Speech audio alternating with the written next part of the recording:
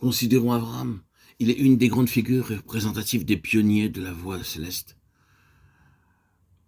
Commençons en redisant qu'une chose est tellement vraie d'Abraham, qui doit être vraie et qui est toujours vraie de chaque pionnier spirituel, de tous ceux qui vont de l'avant et qui explorent le royaume céleste. C'est ce sens, cette profondeur, ce sens inné d'une destinée. Étienne nous a dit cela concernant Abraham. Le Dieu de gloire apparut à notre père Abraham, acte 7, quand il était en Our de Chaldée. Nous ne savons pas comment le Dieu de gloire lui apparaissait. Peut-être par une des apparitions propres à l'Ancien Testament et que nous voyons ultérieurement dans la vie d'Abraham quand Dieu s'est présenté à lui en forme d'homme. Nous ne le savons pas, mais nous savons que sa vie entière en fut affectée, introduisant en lui ce sens immense d'une destinée, un sens de la destinée qui a éradiqué sa vie passée et qui crée en lui une profonde insatisfaction. Mais une insatisfaction positive, un profond et sain mécontentement.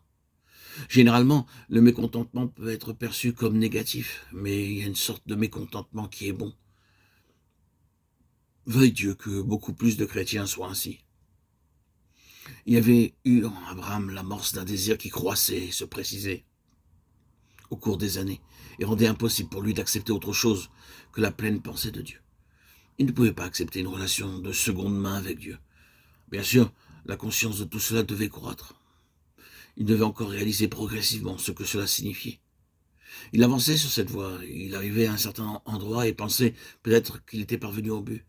Et alors, il constatait qu'il n'en était rien et qu'il devait aller plus loin. Il pensait peut-être maintenant ça y est, mais pas du tout. Il y a encore autre chose, je ne sais pas ce que c'est, je ne peux pas le définir, l'expliquer, mais je sais en moi que Dieu veut quelque chose de plus. Ce n'est pas que j'ai déjà remporté le prix ou que j'ai déjà atteint la perfection, mais je cours pour tâcher de le saisir, puisque moi aussi, j'ai été saisi par Jésus-Christ. Philippiens 3,12. Il y avait ce même désir qui, par-delà les âges, était tellement réel dans cet homme, dont j'ai juste cité quelques mots. Il ne pouvait jamais accepter que Dieu soit le deuxième, Dieu comme secondaire. Au cours de l'histoire, Dieu n'a pas toujours trouvé la possibilité de réaliser son premier, son meilleur. Les gens n'allaient pas dans ce sens-là. Alors il a dit, très bien, alors vous serez mes deuxièmes. Et il l'était. Mais les pionniers ne faisaient jamais ainsi. Abraham n'avait pas pu le faire. Ne nous méprenons pas et n'interprétons pas cela mal. Ce n'était pas de l'instabilité capricieuse ou naturelle. Ne pensez pas que si vous êtes une personne qui n'est jamais contente, c'est un mécontentement divin. Il peut être dû à un tempérament capricieux. Vous pouvez être une de ces personnes qui ne peuvent jamais adhérer très longtemps à une même chose, qui saute toujours d'une chose à une autre.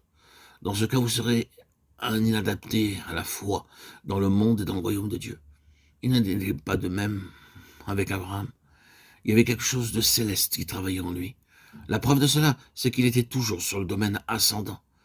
Il n'était pas sur un plan horizontal. Il était sur le chemin ascendant.